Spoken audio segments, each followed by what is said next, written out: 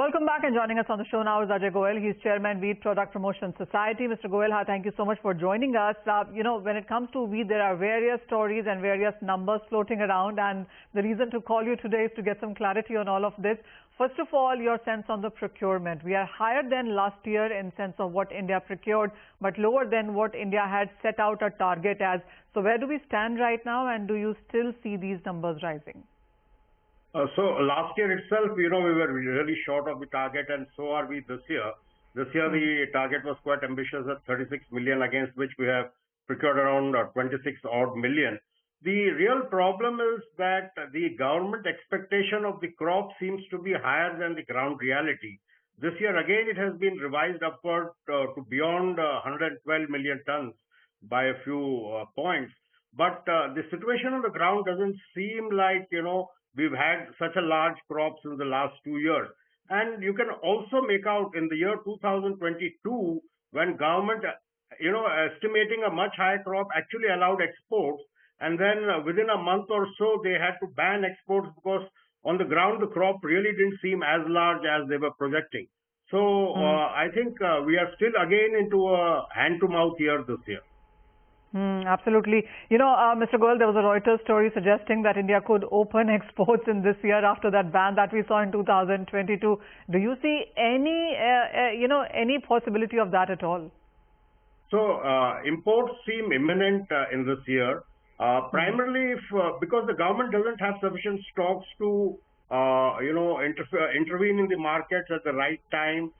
They are also just barely enough for their buffer and the various programs that they're running, and not enough for real market intervention.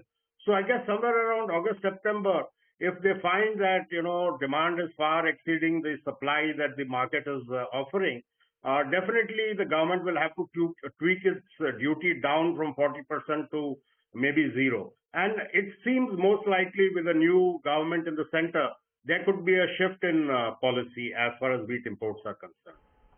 Absolutely.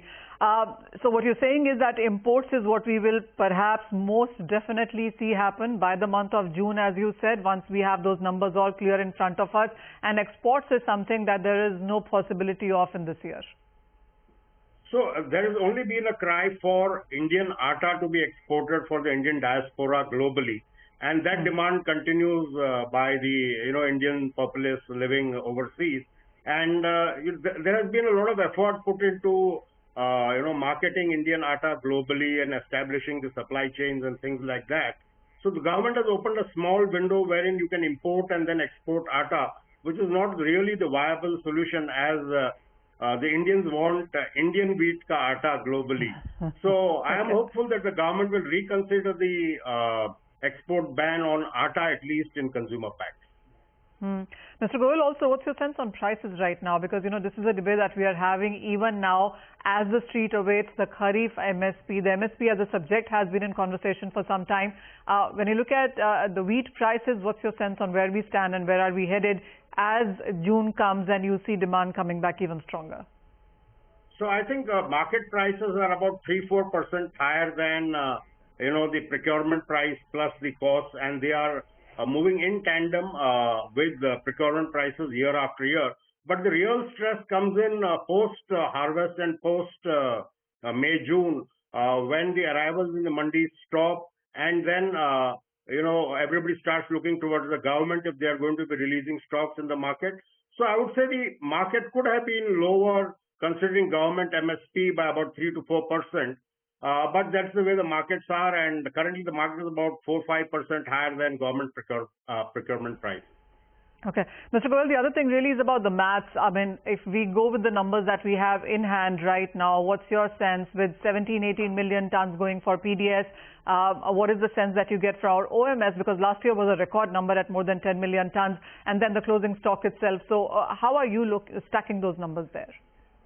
So I think primarily the government has replaced wheat with rice in a number of states, and at some point it will have to reconsider, especially in the northern heartland where wheat is more preferred over rice.